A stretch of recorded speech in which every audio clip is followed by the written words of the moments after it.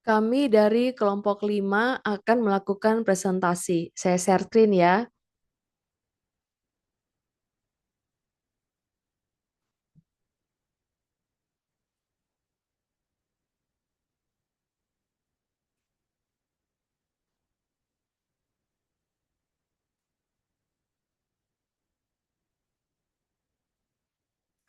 Rencana pemindahan warga Gaza ke negara lain dan akibat hukumnya terhadap Palestina.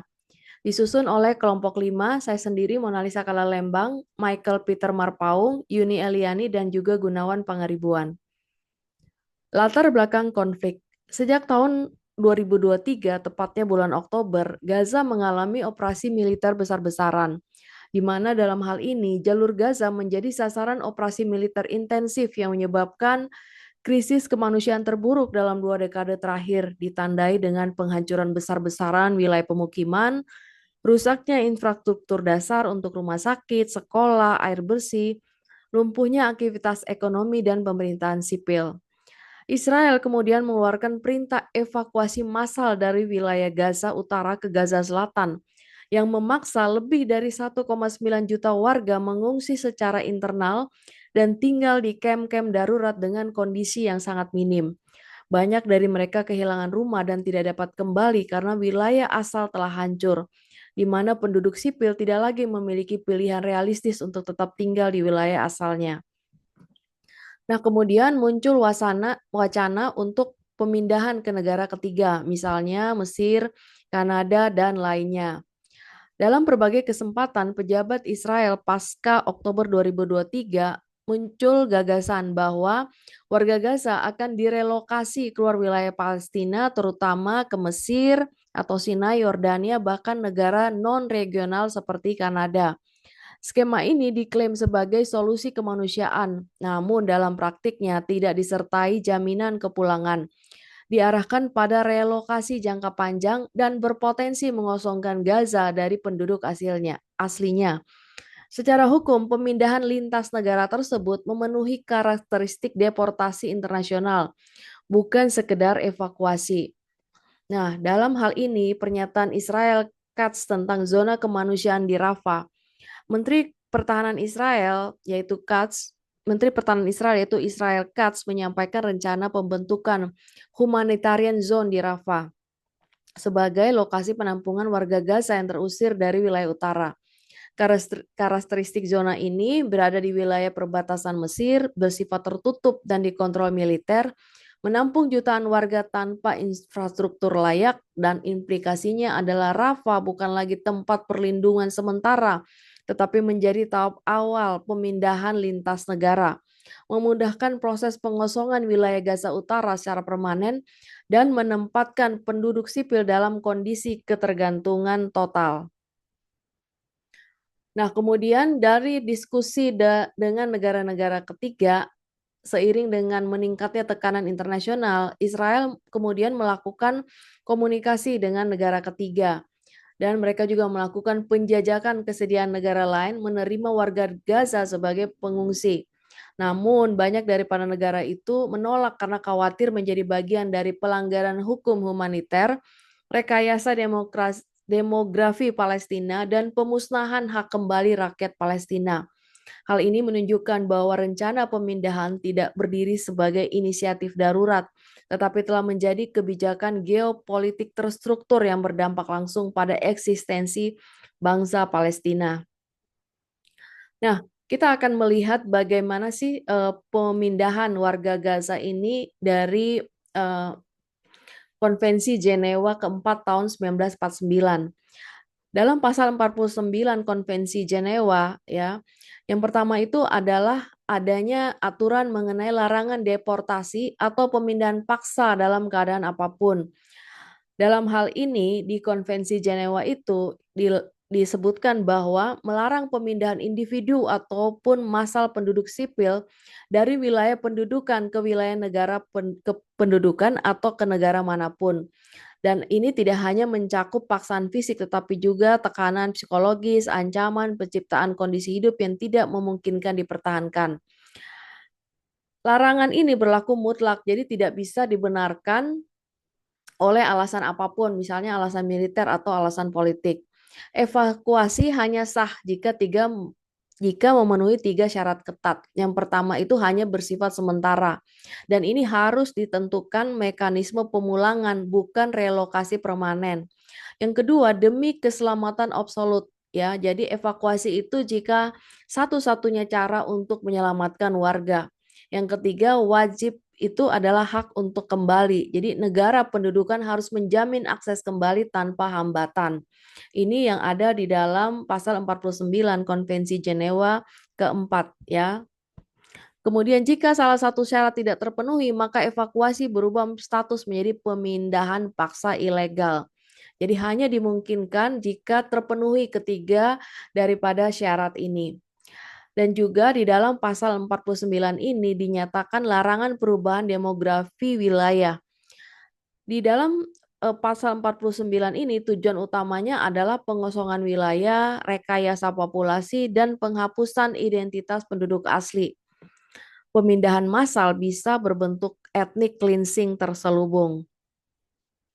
Nah, kemudian bagaimana dengan aturan protokol tambahan pertama tahun 1977 untuk penguatan dari pasal 49 tadi ya untuk Konvensi Jenewa. Yang pertama, penduduk sipil tidak boleh dipindahkan kecuali alasan keselamatan absolut. Jadi hampir mirip ya dikuatkan yang tadi di dalam Konvensi Jenewa keempat ya, di mana pemindahan hanya boleh dilakukan jika benar-benar diperlukan untuk menyelamatkan nyawa dan bukan demi kepentingan strategis pihak pendudukan. Evakuasi ini tidak boleh bersifat permanen, jadi hanya bersifat sementara. Penghancuran wilayah asal atau pemblokiran akses kembali otomatis mengubah statusnya menjadi pemindahan paksa. Dan juga di dalam protokol tambahan ini, di protokol tambahan pertama tahun 77 ada larangan pemisahan keluarga. Jadi setiap evakuasi ya tidak boleh memisah-misahkan keluarga, harus menjaga keutuhan keluarga, tidak boleh memisahkan anak dari orang tua, wajib mempertahankan struktur sosial komunitas. Nah, jadi apa relevansi langsung dengan Gaza dengan adanya protokol tambahan pertama tahun 77 ini, yaitu pemindahan lintas negara itu kalau secara hukum itu melanggar larangan deportasi lintas negara. Dengan adanya penghancuran wilayah dan blokade, ini menghilangkan sifat sementara. Tidak ada jaminan hak kembali ya di Gaza itu evakuasi berubah menjadi pemindahan paksa. Risiko hilangnya komunitas Palestina. Jadi melanggar larangan perubahan demografi dan pemisahan keluarga. Jadi ini bahaya banget ya. Jadi harus benar-benar diteliti gitu loh untuk pemindahan warga Gaza ini jangan sampai terjadi pemusnahan etis ya secara terselubung ya. Tadi kita udah lihat di Konvensi keempat Jenewa dan juga di dalam protokol tambahan pertama tahun 77. Nah, bagaimana dengan Statuta Roma tahun 98 ya? Nah, di dalam Statuta Roma tahun 98 ya, klasifikasi kejahatan dalam Statuta Roma yang pertama itu kejahatan terhadap kemanusiaan dan kedua itu kejahatan perang ya. Di dalam Statuta Roma disebutkan dalam pasal 7 ayat 1 disebutkan bahwa pemindahan paksa dikualifikasikan sebagai crime against humanity apabila berupa deportation or forcible transfer of population. Jadi kalau terjadi deportasi ya secara pemindahan paksa itu dikategorikan crime against humanity ya, dilakukan sebagai bagian dari serangan yang meluas atau sistematis dan ditujukan terhadap penduduk sipil. Maknanya itu adalah tidak harus dalam situasi perang, cukup terbukti bahwa negara atau pelaku melakukan kebijakan atau pola tindakan yang menargetkan penduduk sipil. Dan juga sehingga dianggap sebagai kejahatan kemanusiaan dan juga dianggap sebagai kejahatan perang berdasarkan pasal 8 ayat 2 huruf A angka 7 di mana pemindahan paksa juga dikategorikan sebagai war crime bila terjadi dalam konteks konflik bersenjata internasional melibatkan wilayah pendudukan dan melanggar Konvensi Jenewa khususnya pasal 49 yang tadi kita udah bahas. Nah, makanya apa-apa saja unsur hukum yang harus terpenuhi ya. Nah, di dalam hal ini jika penduduk sipil dipindah paksa ya, perpindahan ini bukan kehendak bebas tapi akibat ancaman, tekanan, penghancuran wilayah atau kondisi hidup yang dibuat tidak mungkin ya, dan juga tidak ada dasar hukumnya, yaitu tidak memenuhi syarat evakuasi sah, ya bukan sementara, tidak ada jaminan keselamatan dan hak kembali. Dilakukan meluas atau sistematis ya dalam hal ini eh, tidak insidental tetapi bagian dari pola kebijakan atau strategi militer terjadi di wilayah yang berada di bawah kontrol kekuasaan asing ya. Nah, dalam hal ini pemenuhan unsur oleh kondisi Gaza pasca tahun 2023 itu menunjukkan pemindahan massal penduduk sipil akibat serangan intensif, tidak ada jaminan hukum untuk kembali, perpindahan terjadi secara mulus dan terorganisir. Gaza berada dalam situasi pendudukan efektif. Dengan demikian, secara yuridis, pemindahan warga Gaza berpotensi kuat dikualifikasikan sebagai kejahatan terhadap kemanusiaan sekaligus kejahatan perang menurut Statuta Roma tahun 98. Nah, kita akan melihat dari prinsip non-refoulement dalam hukum pengungsi dan HAM. Jadi dalam prinsip non-refoulement dalam hukum pengungsi dan HAM, ada prinsip-prinsipnya yang melarang negara untuk mengusir, memindahkan, memaksa seseorang ke wilayah lain jika terdapat risiko serius terhadap nyawa, ya, melarang negara memaksa seseorang ya kalau ada terjadi risiko serius itu berhubungan sama nyawa, kebebasan, keselamatan ya. Prinsip ini diatur dalam pasal 33 Konvensi Pengungsi tahun 51, Kovenan Internasional Hak Sipil dan Politik, dan Konvensi Menentang Penyiksaan. Jadi makna hukum dari prinsip non-refoulement ini adalah berlaku bagi semua orang, bukan hanya pengungsi normal. Tidak boleh ditangguhkan bahkan dalam kondisi darurat atau perang. Berlaku pula pemindahan tidak langsung indirect refoulement, misalnya memindahkan warga Gaza ke negara ketiga yang tidak aman atau tidak mampu melindungi mereka. Yang kedua, yang berikutnya adalah pelanggaran prinsip non-refoulement dalam kasus Gaza. Nah, bagaimana dalam pemindahan warga di Gaza ini terhadap prinsip non-refoulement ini? Ya, ini akan melanggar ya prinsip non-refoulement ini karena mereka dipindahkan dari tanah asalnya tanpa jaminan keselamatan, tanpa jaminan keamanan dan masa depan. Nah, negara tujuannya juga tidak bisa menjamin untuk perlindungan hukum, kehidupan layak, akses kembali ke Gaza. Banyak wilayah tujuan berada dalam kondisi tidak stabil, penuh konflik, atau minim fasilitas kemanusiaan. Artinya, pemindahan tersebut justru menempatkan warga Gaza ke dalam situasi yang sama atau lebih berbahaya. Jadi tidak lebih baik ya. Nah, kemudian juga pelanggaran hak asasi manusia. Pemindahan lintas negara berdampak langsung pada hak dasar warga Palestina, yaitu hak-hak apa saja. Hak asasi manusianya itu adalah hak untuk hidup dan aman, di mana mereka ditempatkan di wilayah asing tanpa jaminan perlindungan, hak atas tempat tinggal, ya, kehilangan rumah dan tanah asal, hak menentukan nasib sendiri, ya, rakyat Palestina kehilangan kontrol atas wilayah dan masa depannya, dan hak kembali, tidak ada jaminan kepulangan. Jadi ini benar-benar dianggap sebagai pelanggaran hak asasi manusia ya. Karena hak-hak yang hak untuk hidup, hak tempat tinggal, menentukan nasib sendiri, hak kembali itu tidak pasti ya, tidak ada gitu loh ketika mereka nanti dipindahkan. Nah, apa dampak hukum terhadap kedaulatan Palestina ya? Yang pertama, dampak hukumnya itu adalah pelanggaran terhadap prinsip kedaulatan negara. Yang kedua, pelanggaran hak menentukan nasib sendiri. Bagaimana pelanggaran terhadap prinsip kedaulatan negara? Ya, kedaulatan berarti hak suatu bangsa untuk menguasai wilayahnya, mengatur penduduknya, menentukan sistem politik dan masa depannya sendiri. Sedangkan dengan pemindahan paksa warga Gaza melanggar prinsip ini karena Gaza secara hukum internasional tetap diakui sebagai bagian dari wilayah Palestina. Ketika penduduknya diusir keluar dari wilayah, terjadi pengosongan demografis, pergeseran kontrol faktual atas wilayah, dan ini menciptakan kondisi aneksasi de facto walaupun tanpa deklarasi resmi. Akibatnya, hak bangsa Palestina untuk mempertahankan eksistensi negaranya secara efektif menjadi hampa. Kemudian juga terjadi pelanggaran hak menentukan nasib sendiri. Hak self-determination adalah hak fundamental suatu bangsa untuk mengelola wilayahnya, menentukan bentuk pemerintahan dan menjaga identitas nasionalnya. Dengan pemindahan paksa ini berarti menghilangkan basis rakyat sebagai subjek negara, menjadikan Palestina hanya sebagai entitas teritorial tanpa penduduk, menghancurkan struktur sosial dan politik internal, dan ini berarti Palestina kehilangan syarat utama kenegaraan, yaitu rakyat. Nah, bagaimana reaksi komunitas internasional dengan rencana ini gitu ya? Nah, kita lihat dari PBB dan organisasi internasional. Berbagai badan PBB secara tegas menyatakan bahwa rencana pemindahan warga Gaza ini melanggar Konvensi Jenewa keempat, khususnya larangan deportasi penduduk sipil dan berpotensi merupakan kejahatan perang atau kejahatan terhadap kemanusiaan. Itu sudah dinyatakan ya oleh PBB. Dan kemudian juga dalam hal ini UNR ya menegaskan bahwa pemindahan massal bukan solusi kemanusiaan. Relokasi lintas negara tanpa jaminan hak kembali akan menciptakan krisis pengungsi permanen. Dan juga kantor Komisaris Tinggi HAM PBB OHCHR memperingatkan bahwa pemindahan paksa di wilayah pendudukan merupakan pelanggaran berat hukum humaniter. Negara-negara dilarang membantu tindakan yang mengarah pada rekayasa demografi. Nah, itu reaksi dari PBB dan organisasi internasional. Bagaimana dengan negara barat?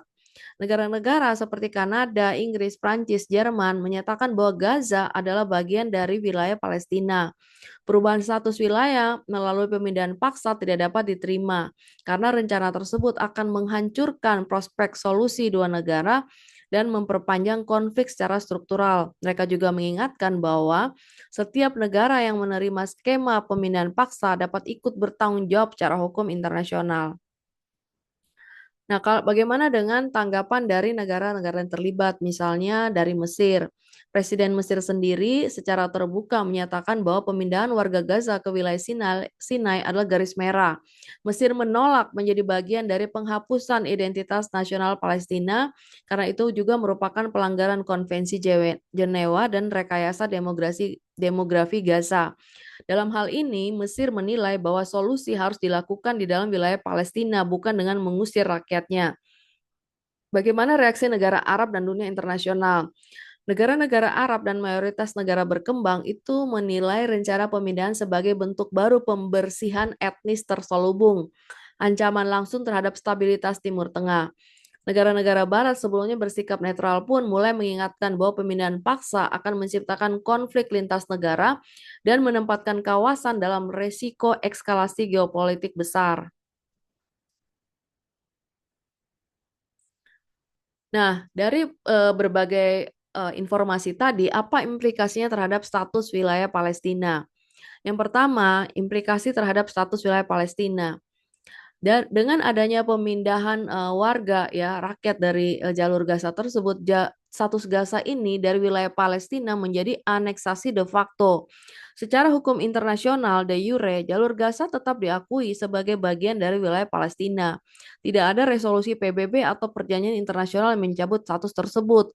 Namun, jika penduduk Gaza dipindahkan secara massal, ini terjadi pengosongan demografis wilayah. Wilayah kehilangan elemen utama kenegaraan yaitu rakyat. Kontrol Israel atas wilayah akan berubah dari pendudukan menjadi aneksasi de facto, yaitu penguasaan permanen tanpa pengakuan resmi.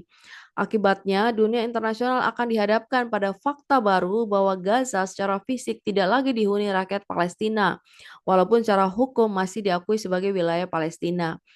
Nah, apa dampak langsungnya terhadap prospek solusi dua negara? Solusi dua negara mensyaratkan Palestina memiliki wilayah dan rakyat yang utuh. Gaza dan tepi barat menjadi fondasi negara Palestina merdeka.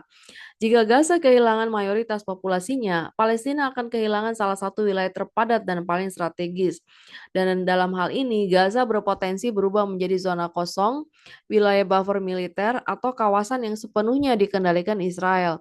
Hal ini menyebabkan solusi dua negara berubah dari rencana politik menjadi ilusi hukum. Konflik tidak lagi soal perbatasan, melainkan soal eksistensi bangsa Palestina itu sendiri. Nah, jadi kesimpulannya dalam hal ini ya, dengan pemindahan warga Gaza secara eh, hukum itu terbukti. Yang pertama melanggar Konvensi Jenewa, melanggar Statuta Roma, dan melanggar HAM dan hak menentukan nasib sendiri. Kita bahas satu persatu ya, yaitu melanggar Konvensi Jenewa keempat tahun 1949, di mana pemindahan lintas negara dari wilayah pendudukan dilarang mutlak. tidak dapat dibenarkan oleh alasan apapun, oleh alasan keamanan, operasi militer, stabilitas politik. Penghancuran wilayah asal dan tidak adanya jaminan hak kembali menjadikan rencana ini sebagai pemindahan paksa permanen.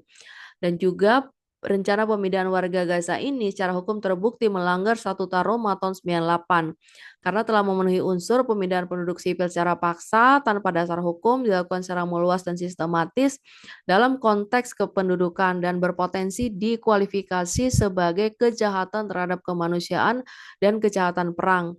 Dan juga pemindahan warga Gaza ini juga terbukti melanggar HAM dan hak menentukan nasib sendiri, sehingga dapat menghilangkan hak untuk hidup aman di tanah air, hak untuk kembali mempertahankan identitas nasional, dan hak untuk menentukan masa depan politik Palestina.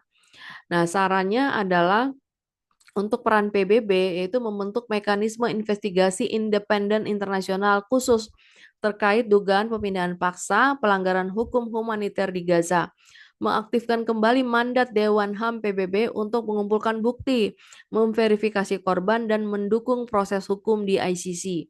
Bagaimana peran Palestina? Dalam hal ini, memperkuat dokumentasi bukti hukum meliputi perintah evakuasi, pernyataan pejabat, data pengungsian massal, kesaksian korban, dan juga mengajukan laporan resmi ke Mahkamah Pidana Internasional ICC dan Mahkamah Internasional ICJ. Dalam hal ini juga peran akademisi dan LSM terus melakukan kajian hukum, publikasi internasional, advokasi global, dan mengedukasi masyarakat internasional bahwa pemindahan paksa bukan solusi kemanusiaan, melainkan kejahatan internasional serius. Oke, demikian dari kami presentasi dari kelompok 5. Salam.